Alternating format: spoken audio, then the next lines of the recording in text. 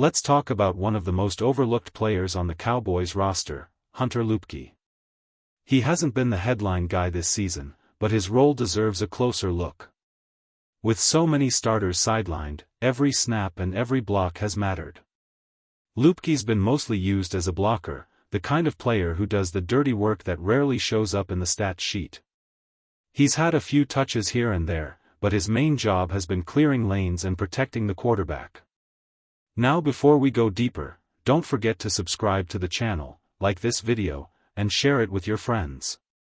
And of course, hit that bell icon so you never miss an update on everything NFL. Back to Luepke, as a fullback and hybrid tight end, he brings power and toughness to the field. He's reliable in blitz pickup, but honestly, Javonte has been exceptional in that department.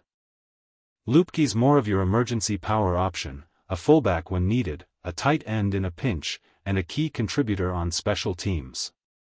He's not flashy, but every roster needs guys like him, the unsung players who keep the offense balanced and the game moving forward. One name that's quietly been a massive difference maker for the Cowboys this season is Clayton Adams. He might not be the face you see in press conferences or the guy trending on social media, but his impact has been huge. Since stepping into his role, he's brought a new level of precision and energy to the offensive line, the kind of structure and intensity that helps a team grow stronger week after week.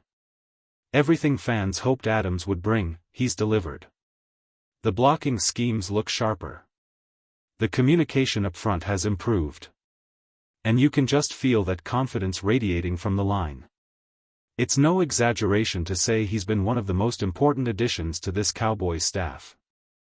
Losing him would be a massive blow, even if coaches like him don't always get the spotlight they deserve. And speaking of tone setters, Leighton Vander Esch and Jordan Lewis come to mind immediately. Their intensity, their drive, that's the culture shift happening right now in Dallas. Sure, sometimes that physicality spills over, drawing a flag or two, but it's part of the fire that's pushing this team forward. Still, there's no denying we miss Jordan Lewis. He played with that dog mentality every single snap, fearless, scrappy, and full of heart. Seeing him thrive elsewhere is bittersweet. The Cowboys had tough choices to make financially, and sometimes those decisions sting. But no matter where Lewis plays, he'll always have the respect of Cowboys Nation. You can feel it, this defense is missing that one true dog. Every great defense has that player who brings raw intensity, the one who fires everyone up on every down. Right now, Leighton Vander Esch has the energy, but you still need that enforcer, the guy who sets the tone with every hit. Hopefully, when he's back, that spark returns, because this team needs that edge. So, let's talk about coaching. How would you grade the job Brian Schottenheimer has done so far? Drop your grade in the comments, A, B, C, D, or F. I want to hear what you think. Now, here's something worth pointing out. Being under center more often might actually be a sign of growing confidence in the offensive line. Last season, it didn't always feel like Dak Prescott fully trusted that protection. But this year? There's a different energy. You can sense the trust building between Dak and his blockers, a belief that gives the offense more rhythm and flexibility. It's not like what we see in Arizona, where Kyler Murray and the Cardinals live almost entirely out of the shotgun. Dallas has always mixed it up, but under Schottenheimer, it feels more balanced, more deliberate. And that matters. Coaching sets the tone. Last year, it felt like the message was, get the ball out fast, don't trust the line. That mindset seeps into everything. But now? The tone's changed. The coaches are showing faith in their guys up front, and you can see the results every Sunday. Confidence builds chemistry, and this offensive line is finally starting to believe in itself again. One thing that's been refreshing this season is the trust across the Cowboys coaching staff, from Dak Prescott to Clayton Adams and beyond. There's a level of belief in each other that simply wasn't there last year. That trust shows in every play, every snap, and every sideline huddle. Now, moving to defense, this weekend, it's all about stopping the run. The Carolina Panthers are going to lean heavily on their ground game to take pressure off Bryce Young, a young quarterback still finding his rhythm in the league. Dallas absolutely needs to tighten up in that department. Last week, the run defense looked shaky at times, and you can't let that happen again. If they control the trenches and force Bryce to throw under pressure, the Cowboys should be in a strong position to dominate. But here's an interesting question: could the Cowboys look to make a trade? Some fans are wondering if Jaylen Tolbert could be flipped for a top defensive piece, maybe a defensive end or linebacker. But let's be real, teams aren't giving up elite players like Trey Hendrickson or Kayvon Thibodeau for mid-round value. That's just not how NFL front offices work. Tolbert has potential, but his trade value is more in the day 3 pick range. He could be part of a package deal, but not the centerpiece. And that's okay. Smart roster building is about patience and timing, not desperation moves. So, what do you think? Will the Cowboys make a trade this season? Type Y for yes or N for no down in the comments. I want to hear from you. If the Cowboys were to lose to the Panthers, that would be a tough pill to swallow. Honestly, no one even wants to imagine that. It's the kind of loss that would sting deep, not just in the standings, but in the locker room. Now, about the trade deadline, would it be disappointing if the Cowboys stood still and did nothing? Well, that really depends on what the next couple of weeks look like. Right now, sitting at 2-2-1, the Cowboys are in that strange middle ground between contender and pretender. We've seen flashes of greatness, but also moments that raise real questions. If the team starts to surge, then staying patient might make sense. But if they stumble, and key weaknesses stay unaddressed, fans will have every right to be frustrated. You can't waste a prime year from Dak Prescott without giving him all the tools he needs to win. Still, the Cowboys front office is known for waiting things out, evaluating every move carefully. And speaking of trades, there's talk around the league about Trey Hendrickson and the Bengals. But let's be realistic, the Bengals just brought in Joe Flacco, a veteran quarterback move that screams, we're still trying to compete. When a team makes a desperate push like that, it's highly unlikely they'll turn around and trade away one of their best defensive players. You don't go all in on one side of the ball and strip talent from the other. So for now, don't expect Hendrickson to be available, but keep your eyes open. The NFL trade window always finds a way to surprise us.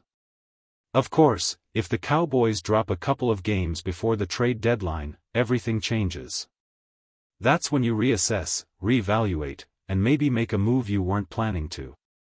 But for now, it feels like the front office is content to stay the course, and keep their core intact. So here's a question for you: name one player you'd love to see the Cowboys trade for. Drop it down in the comments, and let's keep it realistic.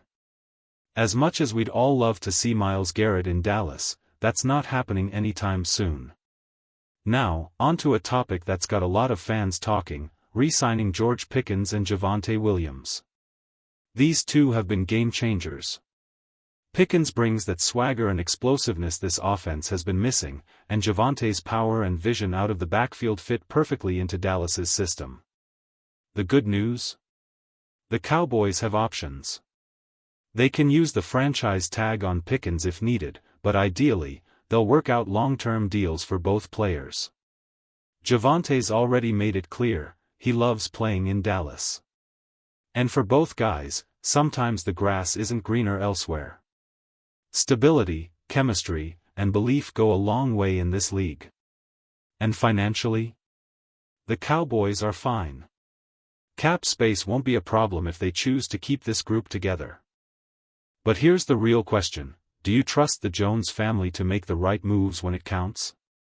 They've made some smart decisions, the Pickens trade, for example, but not every move has been perfect. Remember the Jonathan Mingo deal last year? That one felt like a reaction, a panic move to cover up injuries and send a message that they were still in the hunt. Sometimes emotion drives those choices, and that's when mistakes happen. The key for Dallas now is staying patient, smart, and strategic. No emotional trades, just focused decisions that make this team stronger in the long run. You know, the Micah Parsons trade talk, that whole situation always felt like it was driven more by emotion than strategy. The tension between Micah and Jerry Jones clearly played a part. When Dallas shops smart and stays patient, they usually do just fine. But when emotions take over, that's when things get messy. Take the Kenneth Murray deal, for example. It didn't cost much, so it's hard to complain, but it didn't move the needle either. The Cowboys are at their best when they react wisely to opportunities, when other teams call them. I just wish they were a little more aggressive about picking up the phone themselves sometimes. And hey, if you want to be part of future Cowboys mailbags, make sure you hit that subscribe button so you never miss out. We post free, in-depth Cowboys videos every single day, right here for die-hard fans like you. Now, let's talk about Savone Revel. Expectations for him this year are a bit uncertain. He suffered a setback during training camp, and that really threw off his timeline. You can't rush a player in that situation, he's still trying to catch up. The best way to look at it? Think of him as a luxury piece. If he comes back and contributes, that's a huge bonus. If not, and it turns into a redshirt year, it's disappointing, but understandable. And before we wrap up, a question fans keep asking: when exactly is the NFL trade deadline? It's set for November 4th, just one day after the Cowboys take on the Cardinals on Monday Night Football. That gives Dallas a little more time to evaluate their roster, the market, and decide if a move is worth making. Until then, patience is key. Evaluate. Stay focused. And above all, keep believing. Because the season's far from over, and anything can still happen in the NFL.